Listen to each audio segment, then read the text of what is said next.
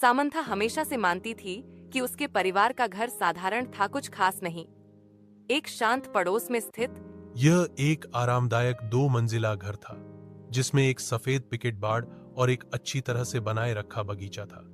फिर भी जैसे ही उसने एक दोपहर धूल भरे अटारी में घूमते हुए उसकी नजर कुछ असामान्य चीज पर पड़ी।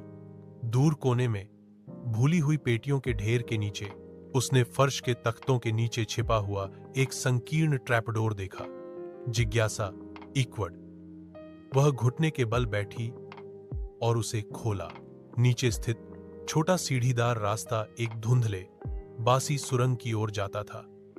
दीवारें पत्थर से बनी थीं और एक हल्की ठंडी हवा अंदर से फुसफुसाती हुई प्रतीत होती थी। दिल धड़कते हुए सामंथा सावधानी से उतरी, उसकी टॉर्च अंधेरे को चीरती हुई। सुरंग उसकी उम्मीद से कहीं अधिक लंबी खिंची हुई थी, जो पृथ्वी के नीचे मुड़ती और घूमती थी। वह हिला नहीं सकी। उसे यह एहसास हुआ कि वह अतिक्रमण कर रही है, कि कुछ उसका इंतजार कर रहा था। एक अनंत काल की तरह लगने के बाद सुरंग आखिरकार एक छिपे हुए कमरे में खुल गई। दीवारें पुरानी किताबों की अलमारियों से भरी थीं, अजीब चमड़े से बंधी हुई किताबों से भरा हुआ। कमरे के बीच में एक पुरानी मेज धूल भरे कागजात और पत्रिकाओं से घिरी हुई थी। जैसे ही सामंथा दस्तावेजों को पढ़ रही थी, उसके हाथ कांप रहे थे। रिकॉर्ड।